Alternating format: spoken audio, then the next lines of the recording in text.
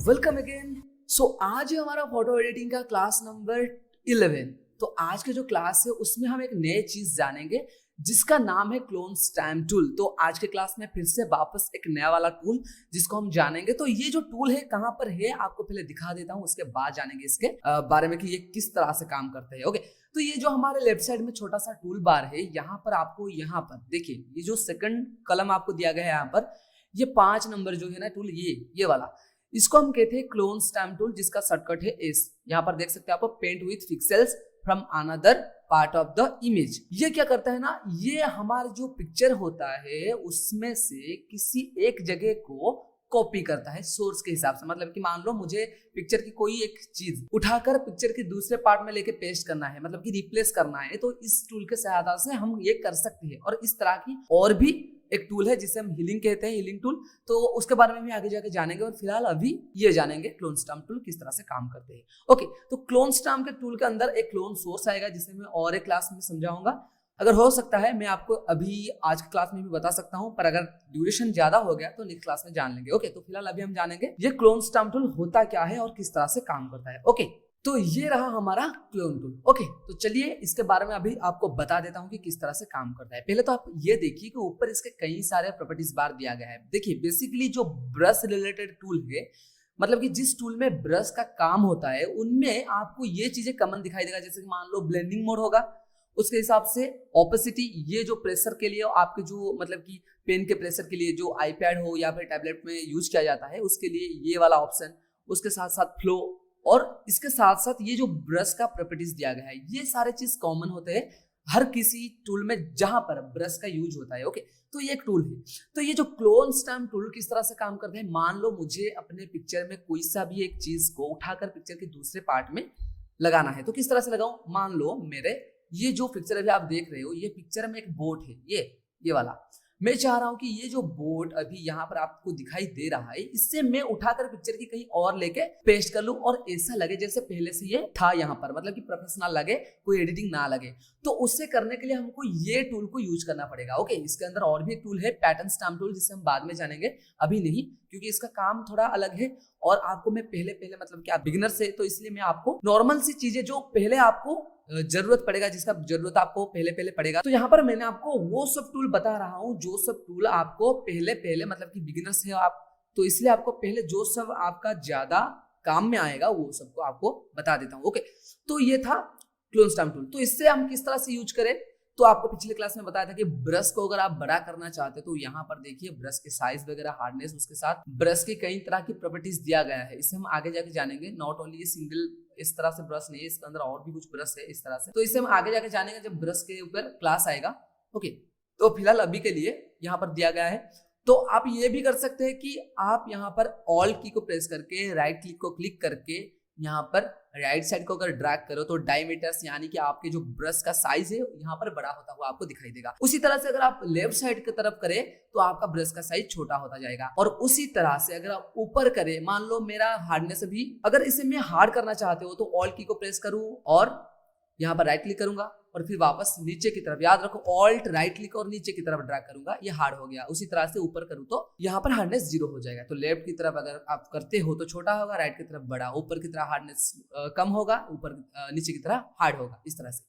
Okay, तो इस तरह से आप कम या फिर ज्यादा कर सकते हो। पर यहाँ पर एक काम आपको करना पड़ेगा कि आपको जिस चीज को उठाकर दूसरे जगह पे पेस्ट करना है उसका एक सोर्स, यानी कि उसका एक डायमीटर आपको बनाना पड़ेगा, क्राइटेरिया को आपको देना पड़ेगा कि नहीं मुझे ये पार्ट चाहिए अपने पिक्चर में दूसरे जगह पे। तो यहाँ पर पहले मैं इसे एक सोर्स के हिसाब से कॉपी कर लूंगा। तो इसे करने से पहले आपको बता देना चाहता हूँ कि आप यहाँ से और एक लेयर ले जाए।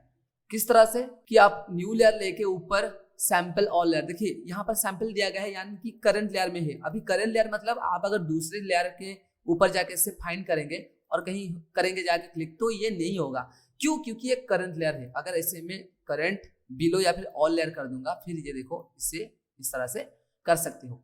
तो इसने आपको क्या दिया ना, आपका जो पॉइंटर आपका जहां पर भी हो उसको अगर आप पहले फाइंड करते हो तो उसके बाद आप जहां जाकर क्लिक करोगे उसका एक कॉपी वहां से उठाकर ये आपके मन चाहे जगह पे जहां पर आप क्लिक करोगे जाके वहां पर वो रिप्लेस कर देगा। मानो ये मेरा रिप्लेस करने का जो चीज है, मतलब कि मैं चाह रहा हूं यहाँ पर, ये देखिए मैं चाह रहा हूं ये जो चीजें है इससे मैं उठाकर किसी दूसरे जगह पे लेके रखूं। तो इससे मैं क्या करूं, पहले तो क्लोन स्टैम्प टूल को चूज करूंगा। ओके, इसके बाद यहाँ पर ऑल की के साथ तो यहाँ पर मैंने क्या करूंगा कि पहले यहाँ पर मैं इसे फाइंड करूंगा कि मुझे ये वाला पार्ट, ये वाला पोर्शन चाहिए दूसरी जगह पे। तो पहले क्या करूंगा मैं यहाँ पर पहले फाइंड करूंगा मेरे जगह को। तो इसलिए मैंने पहले तो एक न्यू लेयर ले लिया। अगर आप चाहो तो इसी लेयर पे बना सकते हो या फिर इसका कंट्रोल जे करके एक डुप्लीकेट लेयर ले सकते हो, आपका मन। पर मैं न्यू लेयर पे काम करता हूं हमेशा, क्योंकि मुझे सेपरेट नॉन डिस्ट्रक्टिव वे में काम करना बहुत ज्यादा पसंद है। आप भी कर लो। तो इसको अगर करना चाहते हो तो न्यू लेयर लेके आप ऊपर जाके सैंपल में ऑल लेयर कर देना जरूर। ओके, ये देख लेना।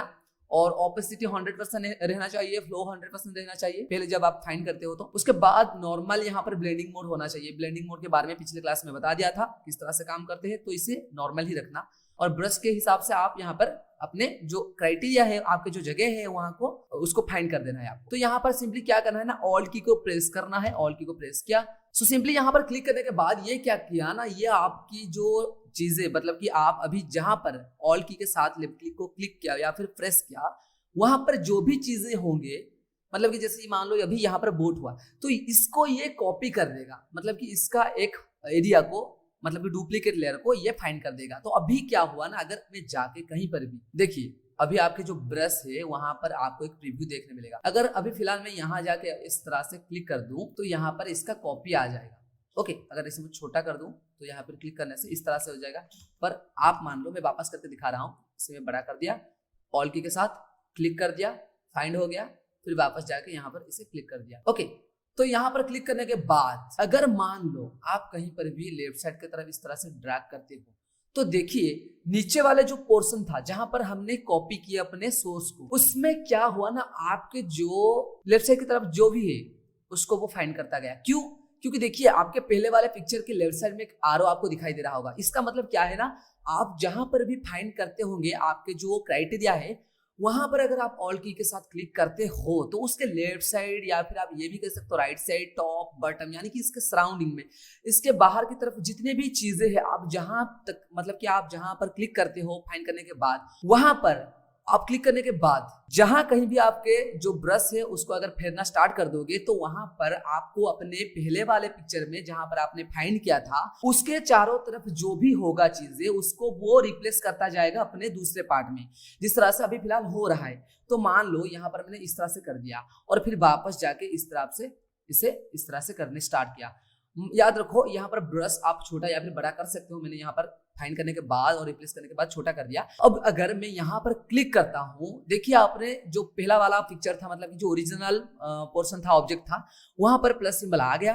अभी अगर मैं लेफ्ट साइड की तरफ यहाँ पर जा रहा हूँ तो देखिए लेफ्ट साइड की तरफ आप यहाँ पर जितने भी चीजें वो लेफ्ट साइड में आ रहा है। तो इससे क्या होगा ना, इससे आपका इसी तरह की एक डुप्लीकेट बन जाएगा आपके पिक्चर में ऊपर की तरफ, जहां पर भी आप चाहो। नॉट ओनली ऊपर, आप नीचे भी चाहो तो नीचे भी बना सकते हो। इस तरह से अगर मैं चाहूं तो यहाँ पर इसको प्रेस करूं, वापस वही चीज ऑल के साथ क्लिक डिफाइन कर दिया, फिर जाके क्लिक कर दिया और भी थोड़ा बड़ा कर देता हूं इस तरह से। ओके, इस तरह से क्लिक कर दिया और वापस छोटा करके इस तरह से अपना जो एरिया था उसे डिफाइन कर दिया।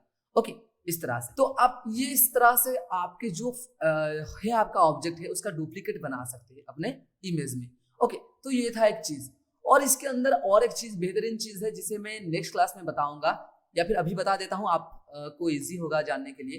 तो इसके लिए मैं एक दूसरा वाला पिक्चर ले आया हूं। यहाँ पर भी आपको सेम वही चीज जो पिछले वाले पिक्चर में डिफाइन किया हुआ था वो आपको दिखाई देगा। देखिए यहाँ पर एक चीज है क्लोन सोर्स। ये देखिए toggle the clone source panel. ये जो toggle the clone source panel है ये बहुत छोटा पैनल है पर बहुत ही तमाम तर चीज यहाँ पर आपको दिखाई देगा, जो कि आपको विंडो के अंदर, अगर आप ये आपका दिखाई नहीं दे रहा है, ऑब्वियसली आपको दिखाई देगा, पर अगर नहीं हो रहा है कौन सी भी कारण की वजह से, तो आप विंडो में सिंपली जाइए, वहां पर आपको मिल जाएगा क्लोन सोर्स। यहाँ पर देखिए कैरेक्टर स्टाइल के अंदर आपको नीचे दिखाई देगा क्लोन सोर्स। ओके, तो इसमें क्या होता है ना, आपको तमाम तर क्लोन टूल दिखाई देता है। ये क्या करता है ना, आपको मल्टीपल क्लोनिंग करने के लिए ये देता है, आपको सुविधाएं देता है।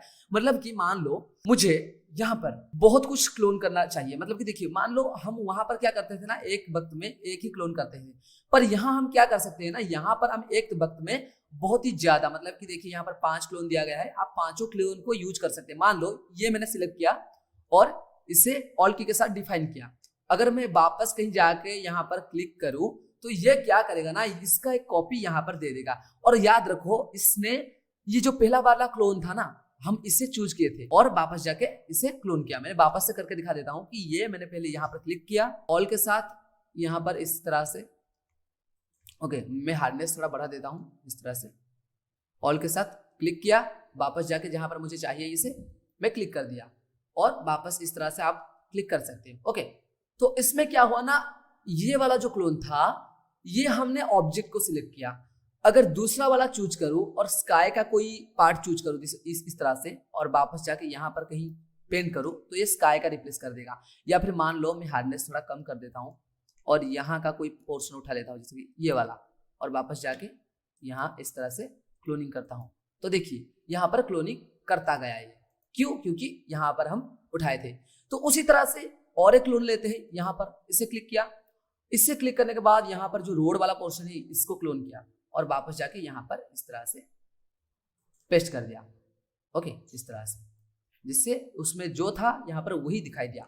तो इसमें क्या हुआ ना, हमने ये वाला जो टूल लिया था हमने, ये जो क्लोनिंग टूल, इसमें हम जब क्लिक किए तो हमारे जो था यहाँ पर, तो वो क्या क्लोनिंग किया, ये वाला, इसमें ये वाला। ओके, मतलब कि आपके जो थे और ये वाले जो था, इसमें क्या हुआ ना, आपके जो ये रास्ते वाले चीज आपको क्लोनिंग करके दिया ये। ओके, तो तीनों अलग अलग क्लोन है और तीनों को आप अलग अलग यूज कर सकते हो अगर आप चाहिए तो आपको एक साथ में, और वापस आप इसे यूज कर सकते हो।